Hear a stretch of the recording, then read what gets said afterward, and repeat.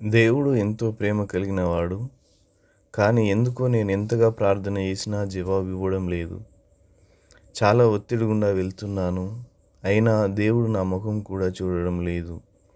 ఆయన నిరుత్సాహంలో నిస్సహాయ స్థితిలో ఉన్నావా? అయితే బహుశా నీవు పరీక్షా సమయంలో ఉన్నావేమో. పరీక్షించబడని ఆత్మీయత పవిత్రమైనది కాదు. కొన్ని సందర్భాలలో దేవుడు మన ఆత్మీయతను, మన నమ్మకత్వాన్ని పరీక్షిస్తాడు. ఆ విధంగా పరీక్షించే సమయంలో దేవుడు మౌనంగా ఉంటాడు. క్లాస్ రూమ్లో ఉన్నప్పుడు మనం ఏది అడిగినా మాస్టారు చక్కగా వాటి గురించి వివరించి చెప్తారు. కానీ మనం పరీక్ష హాల్లో ఉన్నప్పుడు అదే మాస్టారు మన ప్రక్కనే ఉన్నప్పుడు, సార్ ఈ ప్రశ్నకు జవాబు ఏమిటని అడిగితే ఏమాత్రం మాట్లాడకుండా మౌనంగా నడుచుకుంటూ వెళ్ళిపోతాడు. సార్ ఇది నా జీవితానికి సంబంధించింది. ఈ సమయంలో మీరు మౌనంగా ఉంటే నా పరీక్షలో నేను అపజయం పొందుకుంటాను అని మనం ఎంత ప్రాధేయపడినా ఆయన మనల్ని చూసి మౌనంగా వెళ్ళిపోతారే తప్ప ఒక్క మాట కూడా మాట్లాడరు. నిన్నటి వరకు మాట్లాడిన క్లాస్ రూమ్లో ఎంతో చక్కగా జవాబులు చెప్పిన మాస్టారు ఇప్పుడు ఎందుకు మౌనవ్రతం? కారణం మనమున్నది పరీక్షలో. అదేవిధంగా దేవుడు కూడా మనం పరీక్షించబడుతున్న సమయంలో మౌనము వహిస్తాడు. కానీ అది కొంతకాలం మాత్రమే.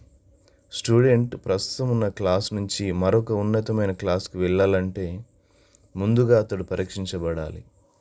ఆ పరీక్షలో అతడు విజయం సాధిస్తేనే అతడు తర్వాత క్లాస్కి పంపించబడతాడు. అనగా పరీక్ష మనల్ని ఇప్పుడు ఉన్న స్థితిలో నుంచి మరింత ఉన్నతమైన స్థితికి చేరుస్తుంది. యోసేపు ఒక ఇంట్లో పనిచేసేటువంటి స్థానంలో పరీక్షించబడినప్పుడు, ఆ పరీక్షలో పాస్ అయినప్పుడు ఐగుప్తు దేశానికి ప్రధానమంత్రి అయ్యాడు. ఆ పరీక్ష సమయంలో తాను తప్పు చేయకపోయినప్పటికీ చెరసాలలో త్రోయబడ్డాడు. అయినా సరే ఆ సమయంలో యోసేపు దేవుని విడిచిపెట్టలేదు, దేవునికి దూరం కాలేదు.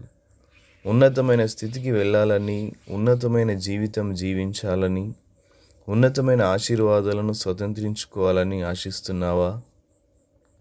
అయితే నీవు పరీక్షించబడాలి. పరీక్షించబడకుండా ఉన్నతమైన స్థితికి చేరడం సాధ్యం కాదు. ఈరోజు నీకున్న కష్టము, సమస్య, అనారోగ్యం, ఆర్థిక ఇబ్బంది ఇవన్నీ పరీక్షలో ఒక భాగమేమో. బహుశా నీవు పరీక్ష గుండా వెళ్తున్నావేమో.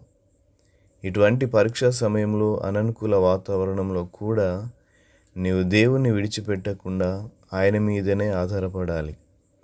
దేవుడు మనల్ని పరీక్షిస్తున్న వేళ మనము మన విశ్వాసాన్ని అమ్ముకోకుండా దేవుడినే నమ్ముకున్నట్లయితే ఆయన మనల్ని మన పరీక్షలో పాస్ చేసి ఉన్నతమైన స్థితికి నడిపిస్తాడు. యోసేపు, దావీదు, దానియేలు, యోబు వీరందరి జీవితంలో అదే జరిగింది. అందరూ పరీక్షించబడ్డారు. ఆ పరీక్షలో వారు పాస్ అయినప్పుడు ఉన్నతమైన స్థితిని పొందుకున్నారు. యోసేపు దాసుడుగా అమ్మబడ్డాడు. వారు సంఖ్యల చేత అతని కాళ్ళు నొప్పించిరి. ఇనుము అతని ప్రాణమును బాధించెను. అతడు చెప్పిన సంగతిని నెరవేరు వరకు యెహోవా వాక్కు అతని పరిశోధించుచుండెను. రాజు వర్తమానము పంపి అతని విడిపించెను. ప్రజలనేలిన వాడు అతని విడుదల చేసెను.